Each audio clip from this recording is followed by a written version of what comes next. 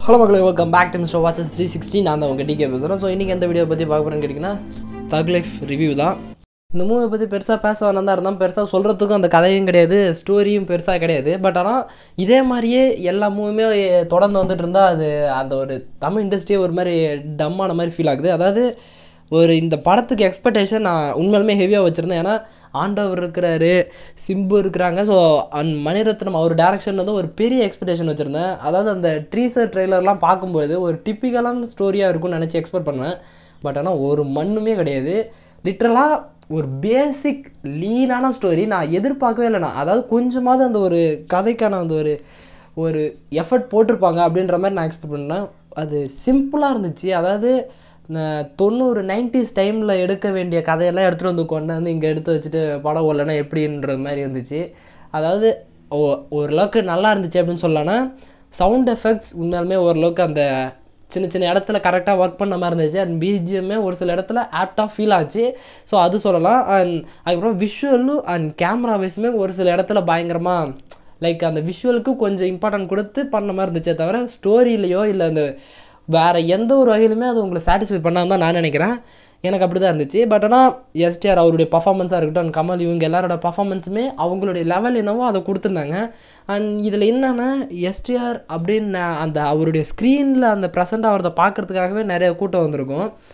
அவருக்கான அந்த screen space இருந்துச்சே தவிர அதுக்கான அந்த ஒரு எலமெண்ட் ஆஃப் மாஸ் அப்படின்ற மாதிரி எதுவுமே இல்லை.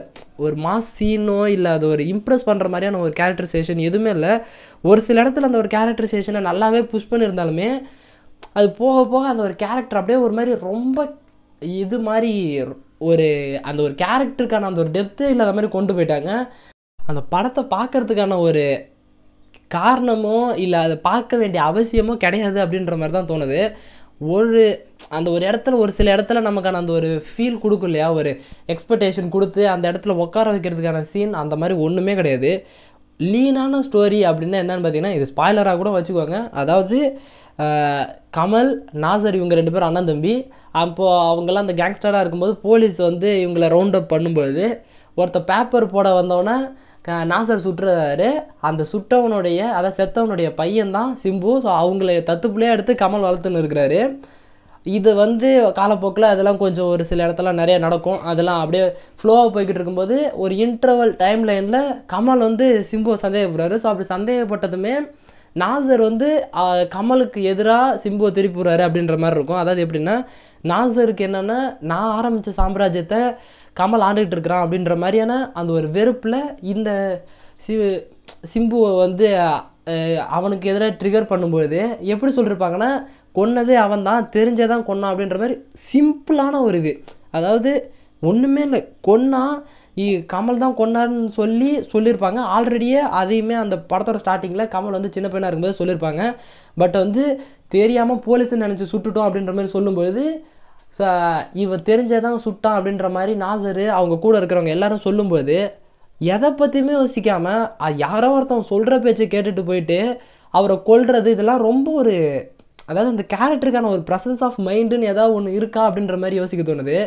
சிம்பிளாக இதெல்லாம் 90 காலகட்டத்தில் வந்து மோஸ்ட் ஆஃப் த மூவியில் இதே மாதிரியான ஒரு பேசிக் ஸ்டோரி அவ்வளோதான் இருக்குமே. அதாவது எவனோ ஒருத்தன் சொல்கிற பேச்சை கேட்டுட்டு போய் அவனை கொன்னுறது, இல்லை அவன் கூட சண்டை வச்சுக்கிறது, இவ்வளோ தான் இருக்கும். அதே மாதிரி சிம்பிளான ஒரு ஸ்டோரி எடுத்துகிட்டு போயிட்டு அதில் ஆண்டவரை எத்தனை தடவை கொண்டாலும் சாவு, அதாவது இம்மார்டல் கேரக்டர் மாதிரி கொண்டு போயிட்டாங்க. அவர் இங்கே குத்து வாங்குறாரு, வெட்டு வாங்குறாரு, புல்லட்டு படுது, எது பட்டாலுமே சாகாத ஒரு கேரக்டரை காமிச்சு வச்சுருக்கிறாங்க.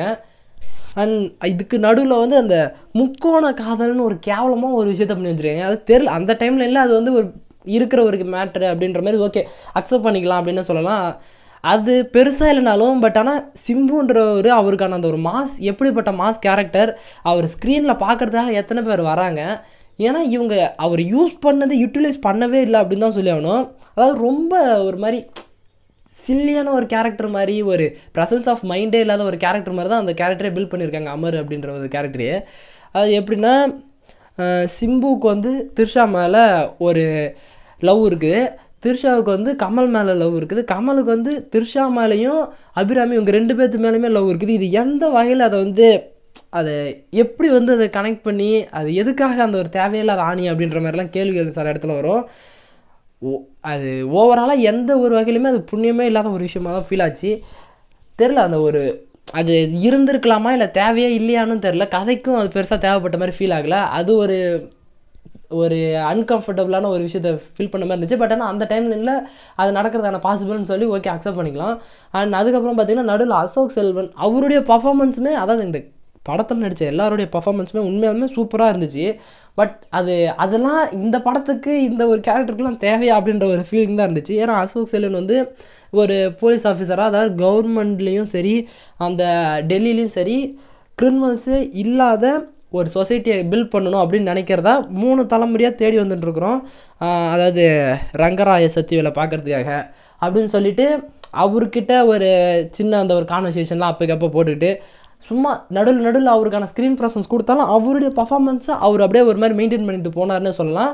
அண்ட் அதுவுமே எதுக்காக அப்படின்னு தெரியல. அதாவது எப்படின்னா ஒரு கிரிமினல்ஸ் இல்லாத ஒரு பெட்டர் சொசைட்டியை பில்ட் பண்ணணும் அப்படின்னு நினச்சி அவர் வந்து அந்த இவர் கூட டீல் வச்சுக்கிறதா இருக்கும், அமர் கூட டீல் வச்சுக்கிறதா இருக்கட்டும், இல்லை சக்திவேல் அவர் கூட டீல் வச்சுக்கிற மாதிரியான ஒரு சில சீன்ஸஸ்லாம் க்ரியேட் பண்ணியிருப்பாங்க.